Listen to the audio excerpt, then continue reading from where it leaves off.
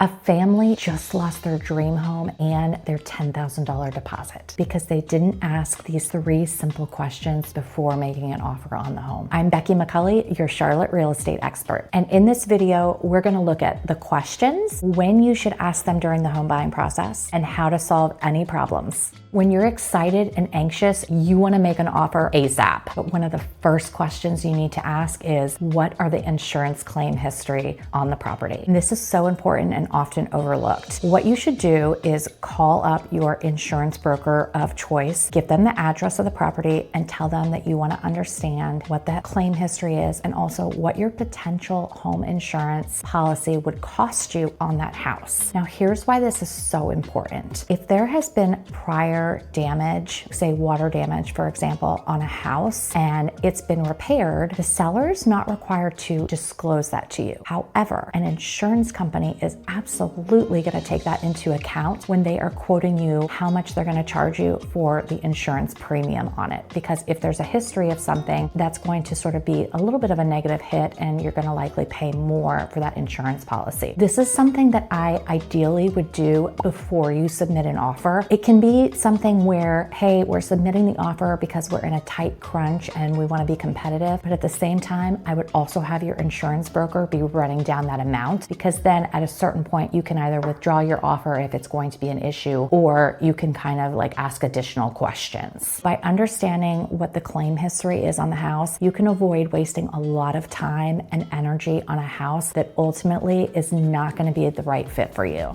And while it's definitely important to ask about the home insurance history, you also need to consider the age of the major systems of the home, the HVAC, the water heater, the roof. All of those things are what we call big ticket items. You want to understand going into purchasing a house what the estimated remaining useful life of those items is, or if they need any immediate repairs. One of the things to understand in North Carolina is that a seller is not required to make repairs on a property. They also are not required to upgrade the property. For instance, say the hot water heater is 20 years old, but it is still functioning. You can't ask the seller to replace the hot water heater because it's at the end of its useful life. A lot of people get very confused by that. They're like, but that's the whole reason I want to understand, how much longer these things are and why am I going to pay all this money for this house if I'm going to have to replace these things. One of the things that most people will tell you is they rely on the disclosures from the seller for the age of those items. A lot of times sellers say, I have no idea. For things like a hot water heater and an HVAC, what I do is there's a website that I have found. I take a picture of the label on the main systems. I can enter the brand and some key information from that label, and it will tell me what year that system was manufactured. So that's going to give you a pretty good idea of how old those systems are. So every system is different, and how they've been maintained over the years will impact the remaining useful life. If a system is at least 10 years old, it's probably something that you might have to consider replacing during your period of ownership, even if you're only going to own the property 5 years. So you just want to make sure that you go into the offer process knowing at some point I might have this expense. Another thing that you can do if the systems are older is negotiate for the seller to pay for a 1-year home warranty. And what this does for you is if any of those major systems goes out during that first year after you buy the property, you have a much lower cost. So a hot water heater, that's probably going to be $1,000 to $1,500. If that goes out in year 1 and you file a claim, you could probably just get away with paying $100 on it. So that's a really beneficial thing to do.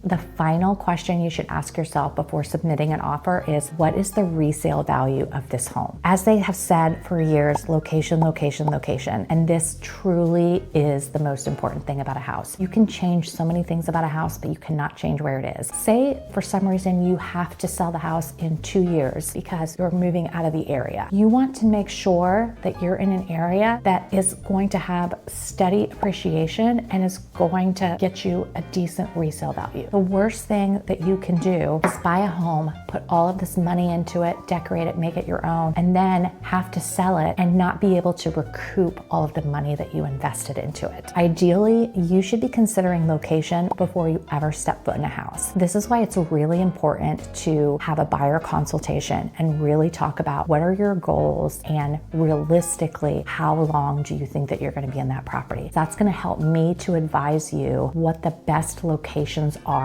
for that. But it's also going to impact, are you going to be here for a long time? Do you want something, and are you willing to say, I'm going to have to invest some money over the years to make this home what I want, but it's in a very desirable neighborhood? Don't be afraid to ask any and all of these questions. You are making one of the largest purchases of your life, so you should be perfectly prepared. If you need any guidance, please reach out or feel free to check out any of my other videos. I have a killer video on 3 secrets to close a deal in 30 days or less.